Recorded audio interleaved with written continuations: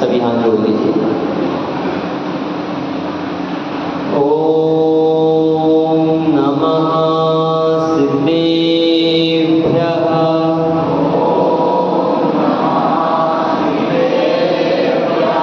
ओम नमः सिद्धेभ्यः।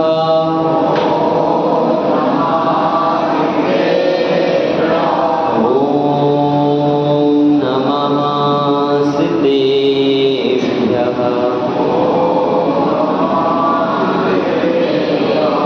नमो अरिहन्ताणं नमो सिद्धाणं नमो आयरीयाणं नमो वज्रायाणं नमो लोये सवसाहुणं सत्त्वेषु मैत्रीं गुणसु प्रमोदं निष्ठेषु जीवेषु कृपापरत्वं माध्यस्थभावं विपरीतवृत्तौ सदा ममात्मा विदधातु देवो सदा ममात्मा विदधातु देवो सदा ममात्मा विदधातु देवो।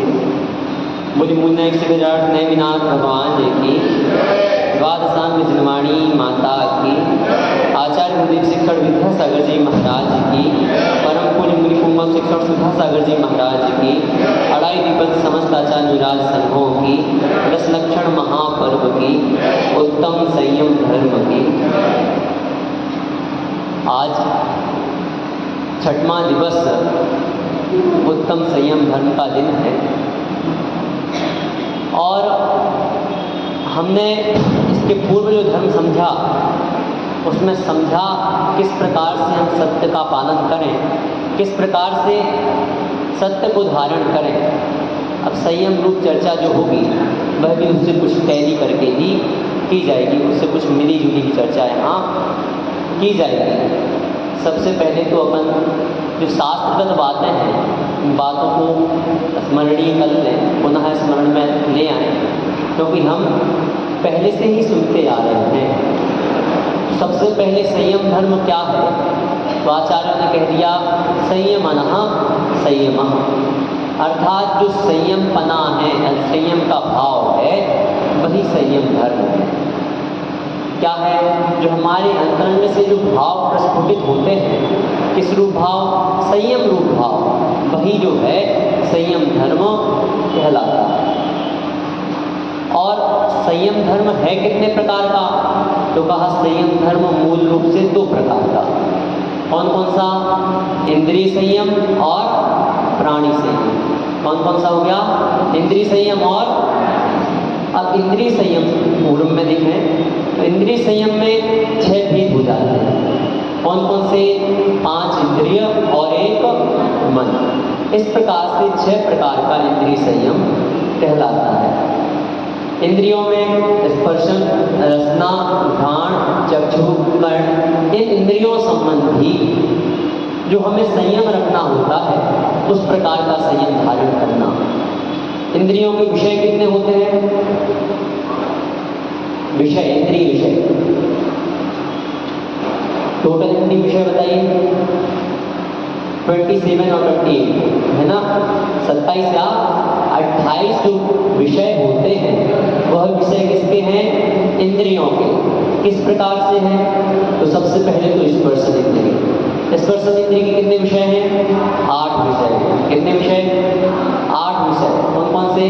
खट्टा, मीठा, कड़वा, कसायला, चरपरा, हल्का, भारी, रूखा, चिकना, कड़ा, नरम, ठंडा, गरम। क्या हो गया? हल्का, भारी, रूखा, चिकना, कड़ा, नरम, ठंडा, गरम। इन 8 के अंदर ही समस्त जो भी वस्तुएं हैं जो स्पर्शित करने योग्य हैं वह सारी की सारी वस्तुएं यहाँ गर्भित हो जाती हैं। या तो आप स्पर्श के द्वारा जान सकते हैं, है ना। हल्का भारी, हल्का भारी कैसे? या तो आप उठा करके उसका जब वजन करेंगे तो हल्की है या भारी है, रुई कैसी होती? हल्की होती है। भारी कोई ठोस वस्तु, लोहे का पिंड या पत्थर, इस प्रकार की वस्तु। रूखा, चिकना, या तो आप उसमें हाथ जब टच करेंगे तो आपको पता लगेगा वह रूखी है या चिकनी है। अर्थात उसमें तेल से युक्त है, कोई चिकनाई है या चिकनाई नहीं है। कड़ा नरम, कड़ा मतलब कठोर, कठोर है या नरम, नरम वस्तु है, स्पंजी है। इसके बाद ठंडा और गर्म, ठंडी है या गर्म प्रकृति वाली है। इस प्रकार से ये स्पर्शन इंद्रिय संबंधी विषय होते हैं। स्पर्शन इंद्रिय पर विजय प्राप्त करो, इस संयम धर्म से आगे जाकर के इस स्पर्शन इंद्रिय से विजय प्राप्त होगी। आज हम देखते हैं वर्तमान में, आज पांचों इंद्रिय विषयों को आचार्य विद्यासागर जी पे अपन घटा करके देखते हैं। एक बार का एक संस्मरण, आचार्य श्री एक स्थान से विहार कर रहे थे। विहार करते करते एक स्थल पर ही सायंकाल हो जाती है। आपने देखा होगा कि आचार्य श्री का जब सामायिक का समय होता है तब कोई भी व्यक्ति आ जाए तो वह अपनी सामायिक नहीं छोड़ते, भले ही वहाँ पीएम इंतजार कर रहे हो, सीएम इंतजार कर रहे हो, चाहे ज्योतिरादित्य सिंधिया वहाँ आए हुए हो, वह किसी का वक्त भी वहाँ इंतजार नहीं करते। अगर सामायिक का समय है तो सामायिक करने के लिए बैठ जाते हैं। तो उनके सामायिक का समय हो गया था, सायंकाल हो गया था और मध्य में ही एक खेत पड़ा और वहीं पर उन्होंने अपना रात्रि विश्राम करने का मन बना लिया। समस्त संघ था, जाड़े का समय था, ठंडी का समय था, पूरा संघ वहाँ निवासरत हो गया, वहीं स्थापित हो गया। व्यवस्था चूँकि 10-12 किलोमीटर 15 किलोमीटर आगे दूसरे नगर में थी और तत्काल में उतनी अधिक व्यवस्था नहीं की जा सकती थी कि समस्त संतों के लिए पाटे, चटाई या उनके अनुकूल जो भी सामग्रियाँ हैं वह वहाँ उपलब्ध कराई जा सके। तो उन्होंने वहीं अपना निवास बनाया। सभी ने सामायिक की। खेत कटा हुआ था, उसी समय उसका धान आदि जो था वह कटा हुआ था, तो अंत में जो डंठल बचते थे वो पड़े हुए थे। सभी साधु जो थे उसी डंठलों में लेट गए सामायिक के पश्चात, और जिन्हें भी ठंड लग रही थी सुबह उन्हीं डंठलों को अपने ऊपर से डाल लिए। अब जब इस प्रकार की बात हुई, रात्रि व्यतीत हुई, पुनः सुबह होकर सामायिक के पश्चात जब विहार हुआ तो आचार्य श्री कहते हैं, अपने संगस्थ साधुओं से पूछते हैं कि क्या तुम्हें किसी की याद आई? कहने लगे महाराज जी बहुत अच्छा तब हुआ, बस एक चटाई मिल जाती तो बहुत अच्छी बात हो जाती। क्या कह दिया? एक चटाई मिल जाती तो बहुत अच्छा हो जाता। तो आचार्य श्री कहते हैं चलो कम से कम जो तुम्हारे त्याग किए हुए विषय हैं, जो गद्दे पल्ली आदि है, वह तो तुम्हें याद नहीं आए। तो बात क्या है? जो त्याग हो गया, जो स्पर्शन इंद्रिय में भले ही कितनी कनिष्ठता आ जाए, कितना भी कुछ हो जाए, लेकिन हमें उस संबंधी विषयों में आसक्त नहीं होना। इसके पश्चात रसना इंद्रिय संबंधी, तो रसना के 5 विषय। कितने विषय? खट्टा, मीठा, कड़वा, कसायला और चरखरा। इन 5 में ही समस्त जितने भी स्वाद हैं वह गर्भित हो जाते हैं। तो आचार्य श्री को आप देख ही रहे हैं कि वह भोजन में क्या लेते हैं। भोजन में ना तो उनके दूध है, दही है, मैं सही कह रहा हूँ, छौरसों का त्याग है ना, छौरस त्याग है ना, हरी भी नहीं लेते। सब कुछ एक प्रकार से उनका जो भी हम चीज़ मानते हैं, इससे हमें विटामिन मिलता है, इससे होता है, इससे होता, वो कोई भी चीज़ नहीं लेते। ना तो दूध, दही, घी, तेल, घी लेते हैं। अच्छा, तो 5 रस का त्याग कहलाया, दूध, दही, तेल, मीठा और नमक। छान चलते हैं, पूर्व में त्याग होगा उनका, इसलिए मुझे वो स्मरण है। तो उनके अधिकाधिक रसों का वर्तमान में त्याग चल रहा है। हो सकता है किसी कारणवश या कुछ अंतराल के लिए ही उनके नियम हो। पूर्व में उन्होंने एक स्थल पर 6 रसों का भी त्याग किया था और कुछ समय तक उनका 6 रसों का भी त्याग रहा था। तो बात यह है कि हम रसना इंद्रिय पर अगर विजय प्राप्त करना चाहते हैं तो अपने जो थोड़े थोड़े से नियम हैं, कुछ बेस्वाद भोजन करना भी सीखें। उससे कुछ होगा नहीं होगा, कम से कम इतना तो होगा कि आपको कभी विपरीत परिस्थिति देखने को मिलेगी तो आपको कभी भी दुखी नहीं होना पड़ेगा, आपको कभी भी भोजन करने में संकोच नहीं करना पड़ेगा कि मैं भोजन कर ही नहीं सकता। तीसरी जो इंद्रिय है वह है घ्राण इंद्रिय। घ्राण इंद्रिय के कितने विषय? 2 विषय। कौन कौन से? सुगंध और दुर्गंध। पुनः आचार्य श्री के संस्मरण की ओर ही चलते हैं। विहार हुआ, एक स्थल पर रुके और उस कमरे के पीछे, क्योंकि अधिकतर आचार्य श्री का जो निवास होता है वह विद्यालयों के आसपास होता है, तो विद्यालय में उनका निवास हुआ और विद्यालय में वह रुके तो एक कमरे के पीछे ही गौशाला थी या गाय के रहने का स्थान था। गौशाला नहीं, गायों के रहने का स्थान था। वहाँ कंडे आदि जो हैं वह लीपे जाते थे। सो वहाँ से कुछ स्मेल आ रही थी। सो श्रावक जो दर्शन करने जा रहे थे उन्हें भी बहुत बदबू आई। उन्होंने आचार्य श्री से कहा कि हम आप कहें तो आपका कमरा दूसरे कमरे में शिफ्ट करा देते हैं, यहाँ बहुत ज़्यादा बदबू आ रही है। सुबह कहते हैं ना तो मुझे सुगंध आती है ना ही मुझे दुर्गंध आती है। तो क्या है, हमारे लिए तो केवल गंध लेना है। क्या कहा उन्होंने? ना तो हमें सुगंध आती है ना ही दुर्गंध आती है, हमें तो केवल गंध आती है, हमें तो केवल गंध ही लेना है। तो क्या है, कुछ भी हो, परिस्थिति कैसी भी हो, उसमें साम्य भाव धारणा करना चाहिए। यहाँ गंध जो हमारी ध्यान इंद्रिय संबंधी जो विषय है उन विषयों संबंधी चर्चा हो। फिर चक्षु इंद्रिय संबंधी। चक्षु इंद्रिय में इसके भी 5 विषय। कौन कौन से? काला, हरा, पीला, लाल और सफेद। ये 5 विषय। इन 5 विषयों से किसी भी वर्ण को अपन आकर्षित होते हैं। अगर कोई वर्ण एकदम से काला काला ही खोद दिया जाए पूरे कमरे में तो हम उस वर्ण से क्या हो जाएंगे? हताश हो जाएंगे, वर्ण में अच्छा नहीं लगेगा। या जो कलर हमें भद्दे लग रहे हैं ऐसे कलर्स को हम अपने कमरे आदि में नहीं पुतवाते हैं। हमें क्या चाहिए? अच्छे कलर्स चाहिए, सब कुछ अच्छा देखने को मिलना चाहिए। टीवी में भी अच्छे चलचित्र, अच्छे प्रकार की सभी जो हमें रुचिकर हो ऐसी क्रियाएं हमें देखने को पसंद होती हैं। वह अच्छी हैं नहीं है ये डिसाइड हम नहीं करते, हमें देखने में अच्छी लगनी चाहिए। तो क्या हो गया? यह चक्षु इंद्रिय संबंधी जो विषय है, काला, नीला, काला, हरा, नीला, पीला, सफेद आदि, तो इन वर्णों संबंधी जो विषय है वह भी हमें देखने में, जितना हमारे लिए अगर बुरा भी देखने मिल रहा है सो देखना है, अच्छा मिल रहा है सो देखना है। मात्र दृष्टा बनना है। क्या बनना है? दृष्टा बनना है। ऐसा नहीं वहाँ प्रतिक्रिया करना। क्या बनना? दृष्टा बनना है। उसके बाद कर्ण इंद्रिय। कर्ण इंद्रिय के विषय होते हैं 7 अथवा 8, दोनों प्रकार से मानते हैं। सा, रे, गा, मा, पा, दा, नी, ये हो गए 7। अगर पुनः सा को ग्रहण करते हैं सरगम बनाने के लिए तो 8 विषय। और किन्हीं का मानना होता है कि सा पूर्व में आ गया इसलिए एक शब्द की अपेक्षा से 7 जो विषय ग्रहण किए जाते हैं। तो 7 या 8 विषय जो इसके ग्रहण किए जाते हैं सुबह हमें संगीत रूप में ग्रहण कराए गए। तो संगीत हमें कैसा चाहिए? अच्छा सुनने के लिए चाहिए।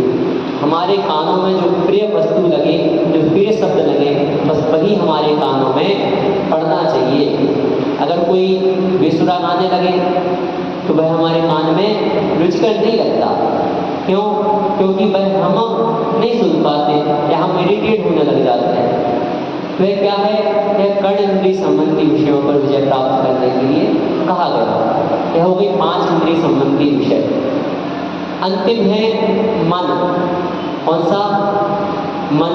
मन इंद्रिय, जो मन नाम का जो इंद्रिय है, जिसे अनिंद्रिय भी शास्त्रों में कहा, इस पर कैसे विजय को प्राप्त करें? मन पर विजय प्राप्त करना ही सबसे दुर्लभ है। आप 5 इंद्रियों पर तो विजय प्राप्त कर सकते हैं।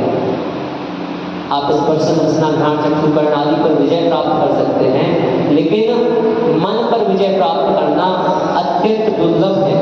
मन पर इसने विजय प्राप्त कर ली तो वही श्रेष्ठ पुरुष बन गया। मन पर विजय प्राप्त कैसे करें? तो अपन क्षमा धर्म से ही चर्चा करते आ रहे हैं, किस प्रकार से हम अपने तर्क आदि को जागृत करें। किस प्रकार से बातों को समझें, क्या करें।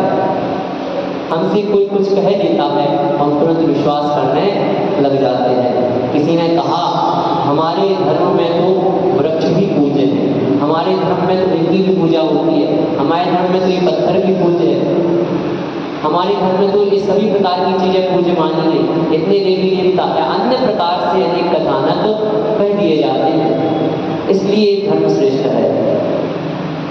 आपको इनकी पूजा करनी चाहिए, इन्हीं की पूजा करो, फिर आप पूज्य कब बनोगे? आप हमेशा ही पूजन ही करते रहोगे। जैन धर्म कभी यह नहीं कहता कि आप पूजन करते रहो, बल्कि हम गुणों की पूजन करते हुए गुणों को प्राप्त करने का उद्देश्य रखते हैं कि हम भी एक दिन पूज्य बनेंगे। आज हम पूजन कर रहे हैं, किस लिए कर रहे हैं? किसी इच्छा की पूर्ति के लिए नहीं कर रहे। कोई इच्छा हमारी पूर्ति हो जाए, उस इच्छा की पूर्ति के लिए हम पूजन नहीं कर रहे। किस लिए कर रहे? कि हमें भी आपके जैसे ही गुण प्राप्त हो, सांसारिक कोई इच्छा हमारी वहाँ नहीं होना चाहिए। किसी ने कहा कि एक कोई संत है, कोई बाबा है और वह पर्ची निकालते हैं, पर्ची निकाल करके आपका भविष्य बताते हैं। ठीक है, सिद्धियाँ होती हैं, मानते हैं कि हाँ सिद्धियाँ हैं, हो सकती हैं, उनमें भी होगी, लेकिन क्या मात्र सिद्धि ही पूज्य है?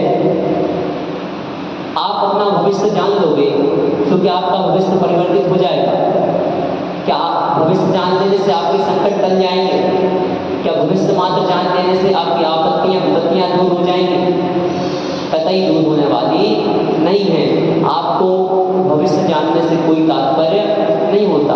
आज जितनी भी ज्ञान है वह बहुत अल्प ज्ञान बचा है, क्योंकि शास्त्र भी अप्राप्त है। और जो शास्त्र हैं प्राचीन लिपिबद्ध हैं, सो उनमें कहीं ना कहीं कुछ ना कुछ असामंजस्यता बैठ जाती है या त्रुटियाँ प्राप्त हो जाती हैं। उसका भी कारण अनेक हो सकते हैं। जैसे हम देखते हैं आज एक बिल्डिंग की जो सामान्य रूप से बिल्डिंग बनाते हैं उसकी उम्र क्या होती है? 50 वर्ष, 60 वर्ष, 100 वर्ष, इससे ऊपर नहीं। 50 वर्ष में अधिकाधिक निगम तोड़ने के लिए कह देते हैं। और कहीं और अच्छे से बिल्डिंग बनाते हैं तो उसकी आयु और थोड़ी बढ़ा दी जाती है। तो इस प्रकार से हम बिल्डिंग की आयु देख रहे हैं, पेजेस की आप आयु देख रहे हैं। आज के जो पेज हम उपयोग कर रहे हैं वह पेज कितने दिन की आयु वाले हैं, वह पेज कितने दिन में पीले पड़ जाते हैं। आप अपनी फेयर कॉफ़ी बनाइएगा, अपने पुत्र पुत्रियों की फेयर कॉफ़ी रखिएगा, उसे देखना 2 साल बाद, 3 साल बाद वह पहले की स्थिति से अत्यंत खराब स्थिति में आ जाएगी। और अगर आप उसकी 6-7 महीने ही सफाई नहीं करेंगे तो दीमक लग जाएगी। तो यह क्या है? इसी प्रकार से वह जो शास्त्र है वह हमारे रखे रहे कई वर्षों तक। उनमें कई जगह दीमकें, कई जगह कई जगह शास्त्रों में अक्षर जो ज्ञान है वह स्पष्ट नहीं हो सके। और जब आज खोज की जा रही है तो उन शास्त्रों में कि यहाँ क्या होगा, इस आधार पर, तर्क के आधार पर वहाँ अपन जो विद्वान गण हैं वह शब्द लगाते हैं। सो यह स्पष्ट नहीं होता कि वह उन्हीं आचार्यों के द्वारा लिखे गए शब्द हैं। सभी शब्दों का नहीं कह रहा हूँ, जो किंचित शब्द मिस्टेक हो जाते हैं उन शब्दों की कह रहे हैं। और शास्त्र जरूरी नहीं है कि हमने आपने ही लिखे हों, मुनिराजों ने ही लिखे हों। उनकी जो प्रतिलिपियाँ बनवाई गई होगी तो हो सकता है कि राजा के व्यय से, किसी श्रेष्ठी के व्यय से, किसी जो लेखन क्रिया करने वाले जो उस समय वर्ण व्यवस्था के आधार पर रहे गए होंगे, उन्होंने वह लेखन क्रिया की होगी। सभी शास्त्र आचार्य भी अपने हाथों से लिखना इतना संभव नहीं है कि भाई एक ही शास्त्र की अनेकों प्रतियां बना लें। तो जैसे आज के समय में श्रेष्ठी वर्ग क्या करते हैं? दान दे देते हैं और प्रिंटिंग प्रेस वाले उस शास्त्रों को प्रिंट कर देते हैं, छाप देते हैं। उसी प्रकार से पूर्व में भी ऐसा रहा होगा कि किन्हीं मुनिराज ने शास्त्रों को लेखन किया, लेखन करने के पश्चात उसकी प्रूफ रीडिंग करने के पश्चात उसकी और प्रतिलिपियाँ बनवाने के लिए दी होंगी, तो हो सकता है कुछ ना कुछ मिस्टेक वहाँ भी हुई हो। देखिए सोच है, और सोच हम कितनी सोच सकते हैं, कितने आगे तक सोच सकते हैं, वह अपने चिंतन से जागृत होती है। उसका चिंतन हमें करना होगा। अब आज ही हम देखते हैं एक जिनवाणी में कुछ लिखा है, दूसरी जिनवाणी में कुछ और लिखा है, एक ही बात का खंडन हो रहा है। तो क्योंकि आज जो छपने वाली जिनवाणियाँ हैं उनकी तो अच्छे से प्रूफ रीडिंग ही नहीं हो पाती, जल्दी जल्दी में छप जाती है। पहले तो इतने ज्ञानी आचार्य इतना सब कुछ और लिखते थे और कह देते थुक्के छलम न गिर तब। शायद इसके पीछे का कारण यही रहा होगा कि कहीं मैंने तो जो लिखा सो लिखा, कहीं इसमें अगर मेरे द्वारा भी और कहीं जो मेरे द्वारा लिखवाए जा रहे हैं उनके द्वारा भी अगर कोई चूक भूल हो जाती है तो उसको ध्यान नहीं दिया जाए, उसको ग्रहण नहीं किया जाए। तो बात यही है कि हमें मन पर कंट्रोल करने के लिए इन सारी बातों को समझना होगा कि इनके पास जाएं, क्योंकि जैन धर्म में कर्म व्यवस्था है और जब आप जिस प्रकार के कर्म करोगे तो फल आपको प्राप्त होगा। आप चाहे पर्चियाँ निकलवा लो, चाहे कुछ करा लो, उससे आपका कुछ होने वाला नहीं है। लोग भ्रमित हो जाते हैं। अभी कुछ समय पहले मेरे ही गाँव में कथा हुई, बड़ा मनेरा में 11, 12, 13 को शायद, इसके 10 लक्षण के गुजरे बस पूर्व ही बहुत भीड़, पूरा ट्रैफिक जाम, सब कुछ जाम। एक श्रेष्ठ श्रावक, जिसे हम कह लें प्रतिमाधारी श्रावक, वहाँ गए, चूंकि धन से संपन्न है, सब कुछ है, प्रतिमा है, आचार्य से प्रतिमा ली हुई है, वह गए। उनके जाने के पश्चात वहाँ उनका नाम आ गया, क्योंकि उनके पास कोर्ट में वह मिलकर के भी गए, उनके घर आकर के गए और वहाँ जाकर के उन्हें बुलाया गया, उनके बारे में बताया गया। एक अप्रति जो है वह उच्च स्थित आसन पर बैठे और एक प्रति श्रावक जो है निम्न आसन पर बैठ करके नमस्कार करे। कहाँ? सिंहकर्ण नाम था ना, या अंगकर्ण, क्या नाम था, सिंह या अंग, जिसने अंगूठी में नमस्कार किया था भगवान को। एक कोई श्रावक था सिंहकर्ण या अंगकर्ण नाम से, तो सिंहकर्ण नाम का जो था, तो वह एक बार राज दरबार में गया। वह जिनेंद्र के अलावा किसी के सामने नहीं झुकता था, वह मात्र जिनेंद्र भगवान के सामने ही झुकता था। उसका नियम था कि मैं कभी भी किसी के सामने मस्तक नहीं झुकाऊंगा, मात्र झुकाऊंगा तो जिनेंद्र के सामने ही अपना मस्तक झुकाऊंगा। वह अंगूठी में, अपने नगीने में पार्श्वनाथ भगवान की फोटो को, चित्र को लगा करके ले गया और इस प्रकार से उसने राजा को नमस्कार करने का ढोंग बताया। सामने क्या थे? पार्श्वनाथ को नमस्कार कर रहा हूँ, लेकिन अब राज दरबार में गए हैं तो कुछ ना कुछ छल करना पड़ेगा। सुबह नमस्कार किया, लेकिन किसे किया? पार्श्वनाथ को, राजा को लगा कि ठीक है मेरा सम्मान किया है, लेकिन कुछ दरबारियों ने देख लिया और वहाँ उस राजा से कह दिया, राजा ने उसे दंड दिया, लेकिन उसका कुछ भी बिगाड़ नहीं हुआ। देखिए, कुछ बिगाड़ हो ना हो, वह आपके कर्म आधारित है। हो सकता है उसका भी अगर कोई कर्म का प्रभाव होता तो बिगाड़ हो जाता, उसकी आयु पूर्ण हो जाती तो उसकी भी मृत्यु हो जाती। तो इससे डरने की कोई बात नहीं। इसमें आपको मन को अपने बहकाने की बात नहीं कि आपका थोड़ा सा स्वास्थ्य खराब हुआ, आपका थोड़ा सा व्यापार धंधा मंदा हुआ, आपके किसी भी प्रकार से थोड़ी सी आपत्ति विपत्ति आई और आप कहीं चादर चढ़ाने पहुंच गए, कहीं कहीं पहुंच गए, कहीं कहीं पहुंच गए, तो इससे कुछ होने वाला नहीं है।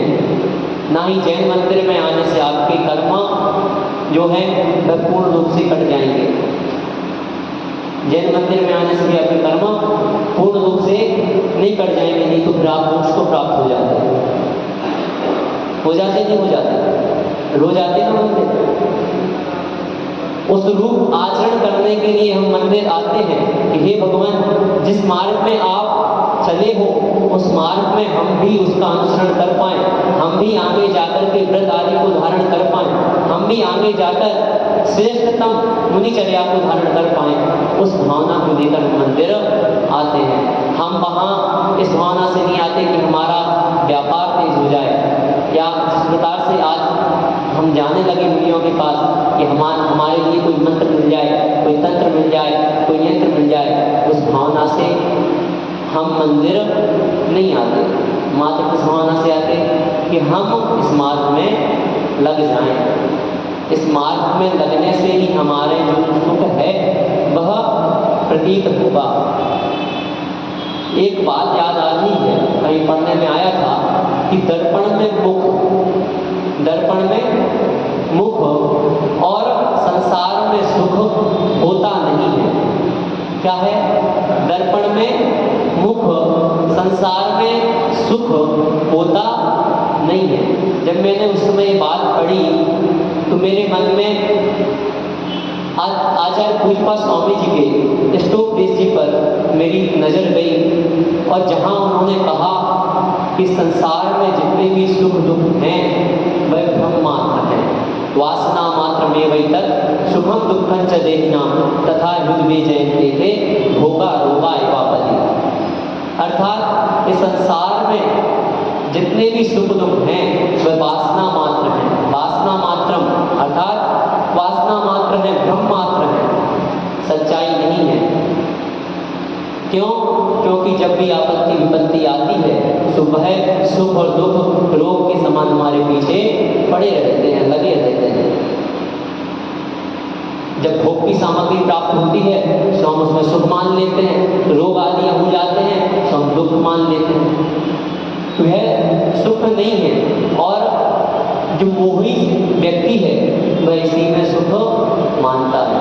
कहा आगे, मोहेन संप्रतम ज्ञानम स्वभाव लभते नहीं मत्ता पुमान पदार्थानाम यथा मदन क्रोध भई अर्थात जिस प्रकार से पौधों को खा लेने, पौधों कोई नशीला पदार्थ होता है, उस नशीले पदार्थ को खा लेने से जिस प्रकार से मनुष्य मदमत्त हो जाता है, उन्मत्त हो जाता है, उसी प्रकार से यह जो प्राणी है संसार में भ्रमण कर रहा है, और संसार में भ्रमण करने के कारण से उसका ज्ञान ढका हुआ है, मोह होने के कारण उसका ज्ञान आवृत है, वह अपने ज्ञान को प्रकट नहीं कर पा रहा है। वह सोचता क्या है? संसार में ही सुख है, संसार में ही दुख है, सुख दुख हमें ही प्राप्त हो रहे हैं। वह वासना को, भ्रम को स्वयं का मान लेता है। तो यहाँ यह जो सुख दुख आदि है इनको हमें अपना नहीं मानना। किसका मानना? यह है तो हमारे, लेकिन क्या है? विकारी पर्याय है, विकारी परिणाम है, विकारी भाव है। ये हमारे कैसे भाव हैं? विकारी मतलब त्याग करने योग्य भाव हैं, जो अभी तो हमसे लगे हुए हैं। क्योंकि आत्मा जो है वह आत्मा कैसी है? ऊर्ध्वगमन स्वभावी है, और ऊर्ध्वगमन स्वभावी होने के कारण वह ऊर्ध्वगमन ही करती है, लेकिन कर क्यों नहीं पा रही? तो जिस प्रकार से एक तुम्बी होती है, तुम्बी लौकी के समान होती है, अंदर से पोली रहती है, उसमें अगर अपन मिट्टी का लेप कर दो, मिट्टी का लेप करके जल में डाल दो तो वह डूब जाएगी। लेकिन जैसे जैसे जल के प्रभाव से उस मिट्टी का, तुम्बी के ऊपर से मिट्टी का लेप हटेगा तो वह तुम्बी ऊपर आना प्रारंभ हो जाएगी। इसे कहते हैं जल तुम्बी का न्याय। तो उसी प्रकार से यह जो आत्मा है इसमें कर्ममल बंधे हुए हैं। जो हमारे पास 8 कर्म है, 9 कर्म है, वह इस आत्मा के साथ लगे हुए हैं, और वह कर्ममल आदि लगे होने के कारण यह आत्मा ऊर्ध्वगमन नहीं कर पा रही है, इसमें बोझ है। और जब वह बोझ हल्का हो जाएगा तो अपने आप ऊपर चली जाएगी। अभी कर्म से पकड़े हुए हैं, जिस प्रकार से एक गुब्बारे को हम हाथ में पकड़े रहते हैं और जब तक छोड़ते नहीं तब तक वह नहीं उड़ता, लेकिन जैसे ही छोड़ देते हैं तो फिर हम उसे नहीं पकड़ सकते, वह उड़ जाता है, ऊपर की ओर गमन कर जाता है। उसी प्रकार से जब तक कर्म इस आत्मा को पकड़े हैं तब तक यह आत्मा यहाँ है। तो इन्हीं कर्मों का चिंतन करना है। उन कर्मों का जब आप चिंतन करोगे तो किसी के बहकावे में आने वाले आप नहीं हैं। फिर आप किसी के बहकावे में नहीं आओगे। मुझे सुख मिल जाए, मुझे दुख मिल जाए, मुझे अच्छी सामग्री मिल जाए, मेरा व्यापार अच्छा चल जाए, किसी भी प्रकार से आप नहीं सोचोगे। पुरुषार्थ तो करो, लेकिन इस रूप परिणत मत हो कि आपके लिए एन प्रकार या कहीं भी जाकर के आपको कुछ करना पड़े तो आप वह कार्य करने लग जाओ, क्योंकि समझाने से होता कुछ नहीं है, समझाने से कुछ नहीं होता। मैं नामकल कराने जाता हूँ बहुत बार, गृह प्रवेश जिसे हम कहते हैं अपनी भाषा में, तो अनेकों बार जब गए तो हो सकता है यहाँ भी मारवाड़ी बैठे हुए हैं, तो होता क्या है, बाहर स्थापना की जाती है तो चतुर्थी की दिवस पूजा भी की जाती है, समझ गए होंगे। तो अभी जिनका मौसम भी चल रहा है, तो हर जगह राजस्थान की परंपरा शायद कहाँ से विकसित हुई, क्या रही, दूसरों से ग्रहण कर ली गई, तो वह बाहर बैठाते ही हैं गृह प्रवेश के पश्चात। तो मैं जाता हूँ, सो पूरी क्रियाएं कराई, पूरी क्रियाएं कराने के पश्चात जब बीच में कोई भी बात आई मिथ्या संबंधी, तो उन्हें बताई, सब कुछ समझाया, अच्छे से समझाया, लेकिन अंत में क्या कहते हैं, अरे पंडित जी आप तो करा दीजिए। सो हम कहते हैं हमारे साथ जो पुजारी जी आए हैं वो करा दें तो करा दें, नहीं तो आप जो पंडित जी हो कराने वाले उन पंडित जी को बुला करके कराइएगा। तो मानने वाला तो कोई नहीं होता है, कोई लोग बिरले ही होते हैं जो मान जाएं, क्योंकि हमने जैसा कि पूर्व में ही बताया कि हमारे इसमें तदाकार की पूजा है और तदाकार की नहीं है। जैसा आकार है उसी आकार की पूजा हमारे आगम में बताई गई है। जैसे हमारा शरीर जैसा था वैसा ही अरिहंत का भी शरीर था, वैसा ही आचार्य उपाध्याय और साधु का शरीर हमें देखने को मिलता है, उसी रूप शरीर को बना करके हम उसकी पूजा करते हैं, अन्य की पूजन नहीं करते। लेकिन न जाने परंपराएं कैसे कब मिश्रित हो जाती हैं वह पता नहीं चल पाता। तो हम मन संयम की हम बात करते हैं, मन संयम को धारण करने के लिए हमें रिद्धि सिद्धि को पहले छोड़ना पड़ेगा। हम रिद्धि सिद्धि को अगर प्राप्त करने की चाहे लगे करेंगे तो हम अन्य देवी देवताओं को पूजते रहेंगे। तो रिद्धि और सिद्धि की चाहे छोड़ो। यहाँ हो गया इंद्रिय संबंधी जो हमारा संयम था, कौन सा संयम, इंद्रिय संयम। और दूसरा जो संयम है वह है प्राणी संयम। कौन सा, प्राणी संयम। अब करते हैं प्राणी संयम की चर्चा। प्राणी संयम में भी 6 काय के जीव हैं, षटकाय जीव। कितने जीव, षटकाय जीव। और जो षटकाय के जीवों की हिंसा का त्याग करते हैं वही मुनि धर्म का श्रेष्ठ रूप से पालन करते हैं। षटकाय जीवन हनन के सब विधि धर्म हिंसा रागादि भाव निवारते हिंसा न भावी प्रवर्तन। अर्थात किसी भी प्रकार से हिंसा ना हो, ना तो हमारे अंतरंग से हो, अर्थात जो हम मन में अपने भाव भी करते हैं हिंसा रूप, उस रूप भी भाव ना हो।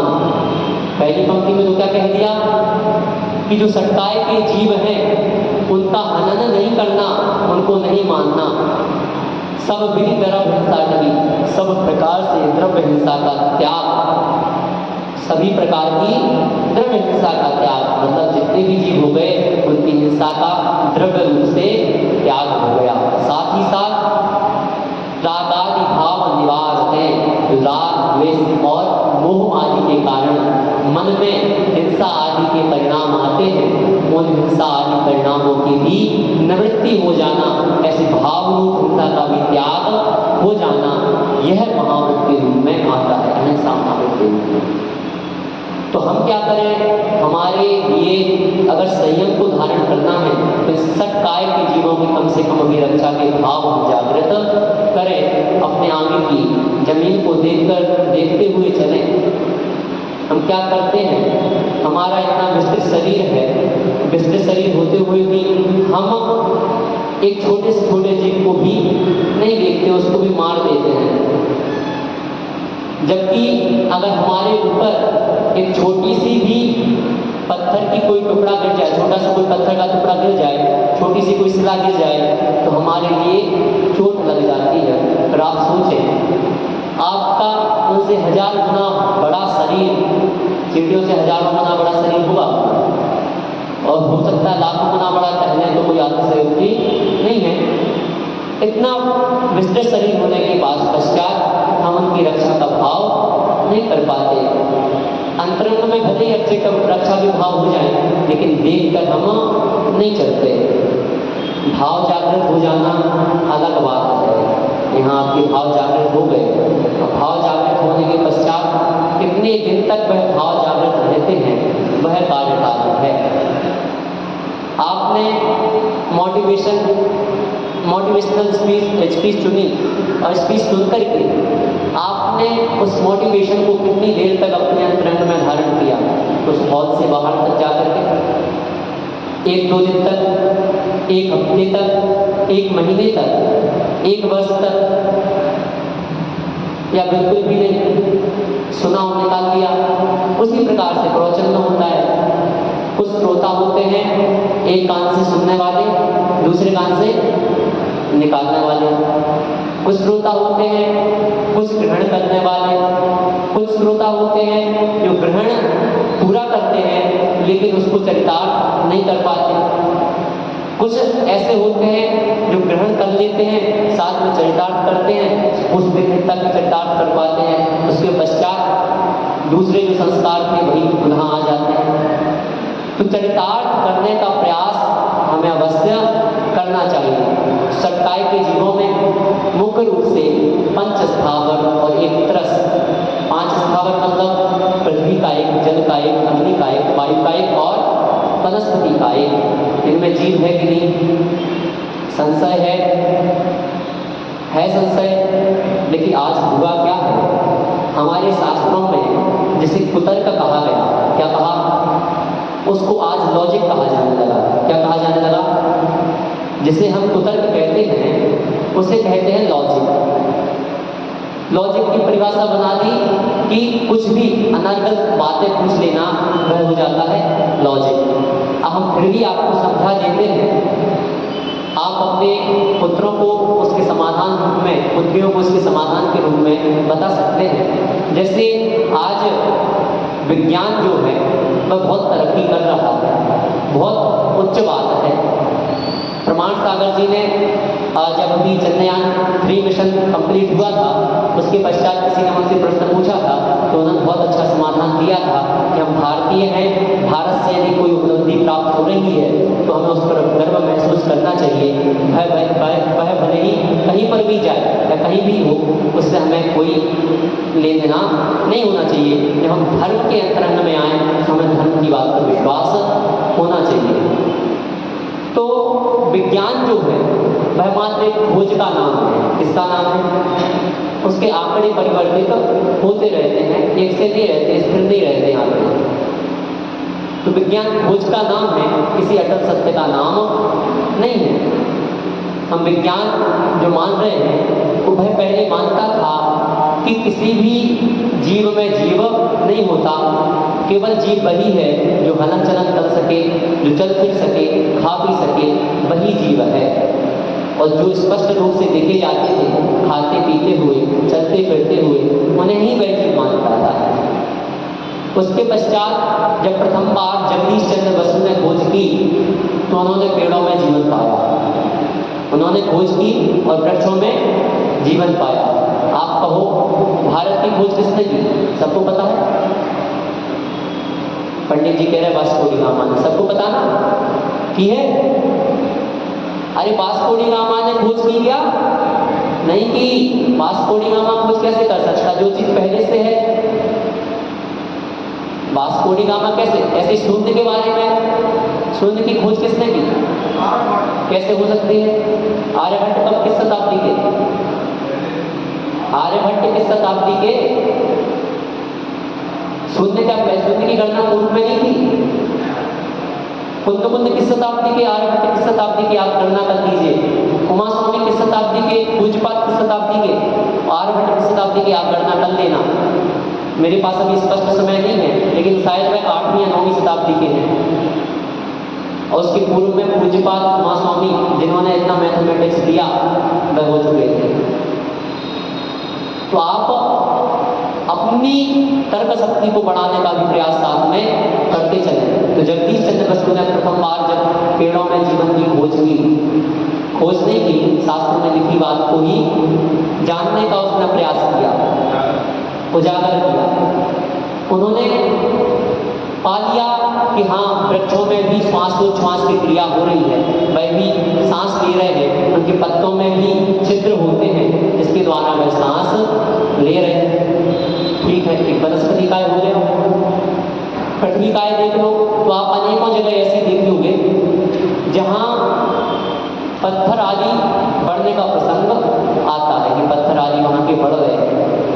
जैसे एक चट्टान ध्रुवड़ी में है, वहाँ सिखों का बहुत बड़ा स्थल है और वह मानते हैं कि यह चट्टान किसी ने फेंकी थी उनके गुरु की रक्षा के लिए, और वह चट्टान धंस गई जमीन में और वह आज बढ़ रही है। वह हर 2-3 साल में 1-2 इंच, 1-आध इंच बढ़ जाती है। तो यह जो उदाहरण हमें देखने को मिल रहे हैं, इससे यह सिद्ध हो जाता है कि वह चट्टान बढ़ रही है। क्योंकि विज्ञान ने यह तो माना है कि चट्टान आदि बढ़ रही है, लेकिन वह आज उसमें जीव को स्पष्ट रूप से नहीं बता पा रहा है। वह नहीं कह रहा है कि इसमें जीव है नहीं है, लेकिन उसमें भी जीव जैन दर्शन के आधार पर है, जब उसमें बढ़ने की क्रिया हो रही है। इसके पश्चात जल का एक देखें तो जल में तो आपके लिए विज्ञान भी जीव कहने लगा है। पूर्व में 36,450 की गणना कही, उसके पश्चात 2 लाख कुछ की गणना आ गई। तो जीव हैं, अब भले ही उनके पास इतना सूक्ष्म कोई माइक्रोस्कोप ना हो जिसके कारण वह जैन दर्शन की गणना के अनुसार वह जीवों की गिनती कर पाए, लेकिन उनकी भी गणना परिवर्तित हो गई। पहले 36,450 थे, अब 2 लाख के ऊपर करीब गणना बीच में आई थी।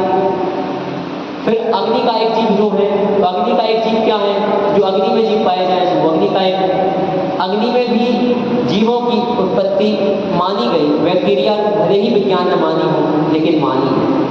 भले ही बैक्टीरिया मानी, लेकिन अग्नि में भी जीव मानी। इसके पास पृथ्वी, जल, अग्नि, वायु का, वायु में भी बैक्टीरिया जीव माने। कोरोना में तो कितना वही बैक्टीरिया ये वो ना जाने कितने प्रकार के कोरोना बना दिए। उन्हीं मात्र एक छोटे से वायु का एक जीवों के कारण, तो वह वायु का एक है और वनस्पति का एक आपको बता ही दिए। तो इस प्रकार से 5 स्थावर जीवों की रक्षा करने का भाव हमें करना है। इनमें भी जीव पाया जाता है, यह सिद्ध है। इसके पश्चात एक त्रस, तो यह 6 जीव हो गए। त्रस में भेद करेंगे, त्रस के 4 भेद, 2 इंद्रिय, 3 इंद्रिय, 4 इंद्रिय और 5 इंद्रिय। यह 4 भेद किसके हो गए? त्रस जीव के। इन चारों प्रकार के जीवों की भी रक्षा करना, ठीक है ना, 1 इंद्रिय से लेकर के 5 इंद्रिय तक के जीवों की रक्षा करना और इनके प्रति किसी भी प्रकार के गलत भाव नहीं लाना। अब आप कहोगे भैया जी आप तो केवल यहाँ अहिंसा की बात कर रहे हो, लेकिन आज का युग चल नहीं रहा है इससे, तो कौन कहता है चलाओ? कौन कहता है चलाओ? आप कोशिश भी हो सकते हैं, ऐसी कोई आपत्ति नहीं है, क्योंकि आप श्रावक हैं। श्रावक का कर्तव्य होता है, एक क्षत्रिय का कर्तव्य होता है कि वह अपने देश की रक्षा करे, अपने धर्म की रक्षा करे, और अपने धर्म के लिए प्राणों का अगर घात करना हो तो कर दे, और दूसरे की घात करना हो तो भी कर दे। मैं अपने मन से नहीं, एक उदाहरण के साथ कहता हूँ। आबू का नाम सुना होगा आपने? आबू का नाम सुना? सेनापति आबू गुजरात के किसी राज्य में एक राजा हुआ करते थे। उनके मरणोपरांत रानी के ऊपर सारा कार्यभार आया, सो शायद राजा मरण प्राप्त हुए नहीं हुए, वह बात अलग है, लेकिन हाँ, रानी के आदेश के बाद जब किसी सेना ने चढ़ाई की तो सेनापति आबू को बनाया गया। आबू जैन था और जैन होने के साथ वह पूर्ण रूप से सामयिक आदि के नियम को पालन करता था। प्रतिदिन प्रतिक्रमण करता था, संध्या काल में और प्रातः काल में। तो हुआ ये कि जब वह युद्ध के लिए गया तो युद्ध बड़ी तत्परता के साथ करता था, और जैसे ही युद्ध खत्म होने को आता था, उसे लगता था गोधूली बेला हो गई है, सायंकाल हो गया है, सो वह वही हाथी पर ही समाई करने के लिए बैठ जाता था, वही प्रतिक्रमण करता था, कहता था कि हे भगवान, मेरे द्वारा यदि 1 इंद्री, 2 इंद्री, 3 इंद्री, 4 इंद्री, 5 इंद्री जीवों की विराधना की गई हो तो वह सारा दोष मेरा मिथ्या हो। आसपास के सैनिकों ने बात सुनी, उन्होंने कहा ये तो डरपोक है, बड़ा ही डरने वाला व्यक्ति है। रानी के पास गए, रानी से कहा कि महारानी, यह जो सेनापति आपने बनाए हैं यह तो शाम को ऐसा करते हैं और कोई इनके प्राणों का घात करके चला जाएगा, कुछ पता ही नहीं चलेगा कब हम हार जाएंगे। तो रानी चिंतित तो हुई, लेकिन उसके पास कोई दूसरा विकल्प ना होने के कारण आगू की सेनापति थे। पुनः सुबह हुई, सुबह अपने प्रतिक्रमण अधिकार से निवृत्त होकर पुनः युद्ध प्रारंभ किया और इस प्रकार से युद्ध किया कि अन्य सैनिक तो युद्ध नहीं कर पाएंगे। युद्ध करते करते अनेकों के सत्कलम किए और सत्कलम करने के पश्चात जब विजय प्राप्त हुई, महल में आए, रानी ने कहा कि मैंने तो इस प्रकार की बात सुनी थी कि आप युद्ध में कहते हैं कि 1 इंद्री से 5 इंद्री तक के जीवों की यदि विराधना हुई हो तो वह दोष हमारा मिथ्या हो, लेकिन आप तो स्वयं संहार कर रहे थे, आप तो स्वयं मार रहे थे। कहने लगे वह हमारा अंतरंग मामला है, अंतरंग हमारा परिचय है कि हम अपने अंतरंग को, अंतरंग भाव इस प्रकार से संभाल रहे हैं, लेकिन जब हम व्यवहारिक जीवन में हैं, जब हम देश धर्म पर बात आती है, हमारे देश की रक्षा की बात आती है, हमारे नगर की रक्षा की बात आती है, तो हम सेनापति का भाव अपना कर्तव्य निभाएंगे और कर्तव्य पर ही चलना एक श्रावक का कर्तव्य है। एक जो राजा होता है वह अपने कर्तव्य का ही पालन करता है, जो वर्तमान में नहीं देखा जाता। राजा राजा होता है, वह किसी धर्म का नहीं होता, किसी पंथ का नहीं होता। राजा मात्र राजा होता है जो संपूर्ण प्रजा का पालन करने वाला हो, चाहे प्रजा कैसी भी हो, किसी भी धर्म को, किसी भी संप्रदाय को मानने वाली हो, उसका सभी प्रजा के साथ, समस्त प्रजा के साथ समान व्यवहार ही होना चाहिए। वही राजा है।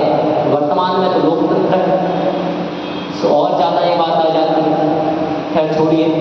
तो बात यह है कि हमारे लिए समझना क्या है कि जो एक प्राणी संयम है वह मात्र प्राणी संयम बनकर ना रह जाए, प्राणी संयम की विस्तृत भूमिका को समझकर, क्योंकि किन्हीं किन्हीं की एक मर्यादा होती है, किन्हीं की मतलब मुनिराजों वाली, वह किसी को आज्ञा नहीं दे सकते कि तुम इसका संहार करो या इस प्रकार से करो या ऐसा करो वैसा करो।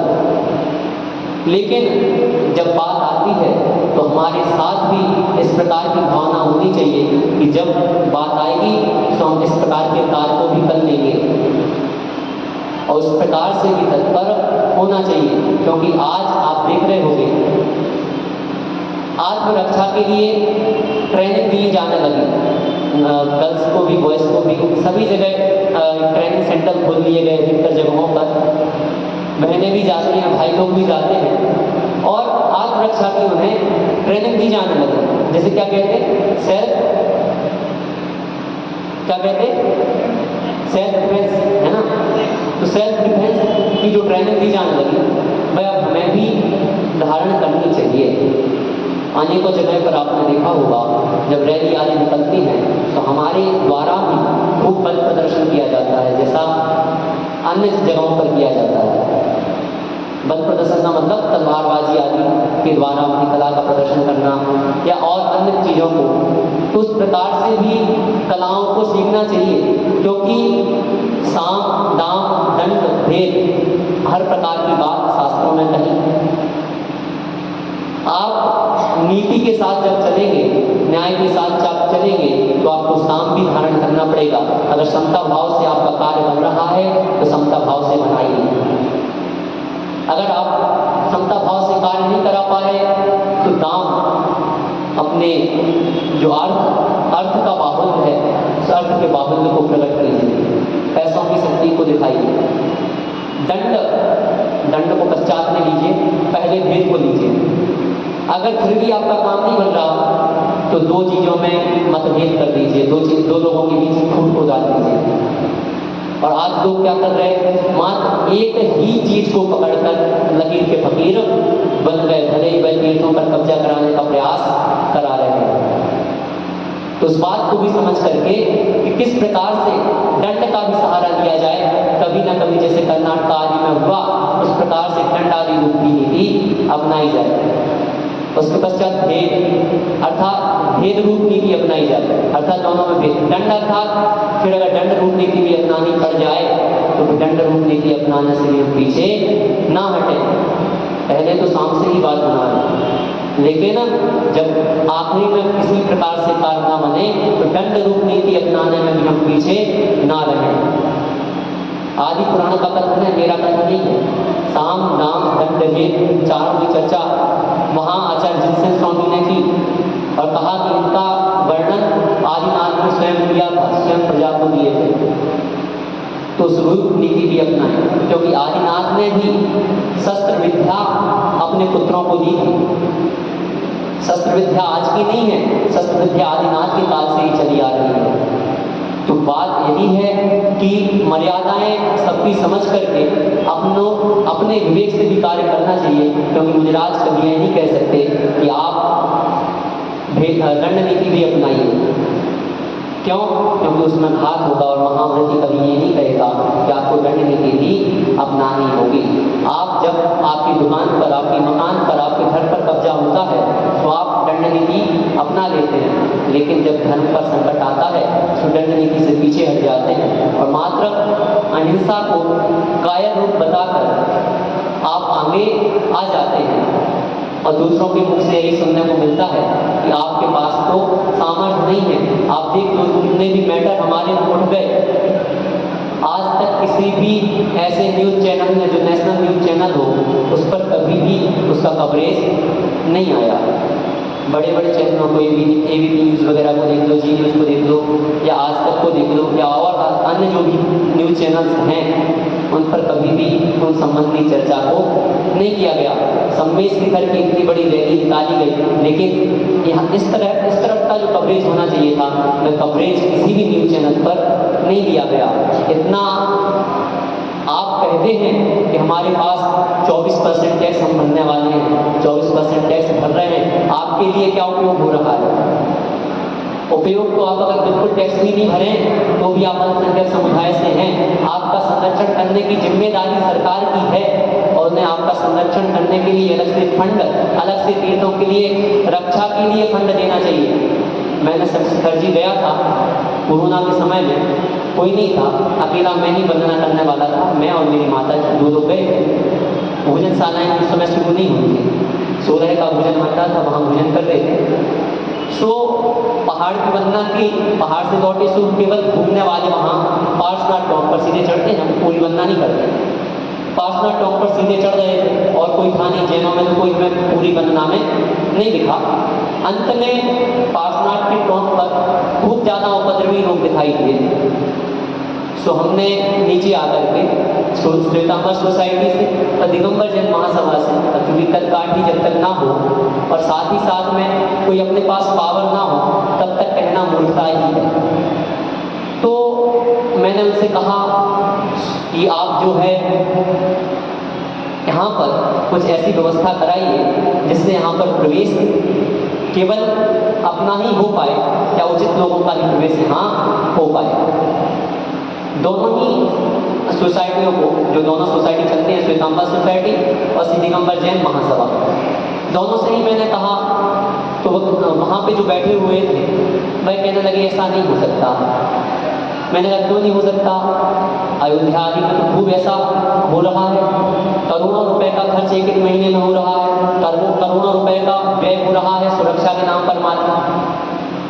आप अगर अयोध्या गए होंगे, राम मंदिर के अगर आपने दर्शन किए, सुरक्षा देखिए आप वहाँ की 4 बार आपकी चेकिंग होती है प्रारंभ में ही। अब तो चूंकि अभी जब गए थे तो अभी कम हो गई, 1-2 जगह ही होती है। बाहर मोबाइल रखवाने के लिए स्टैंड बने हुए हैं 4-4, 6-6, 8-8 जगह पर।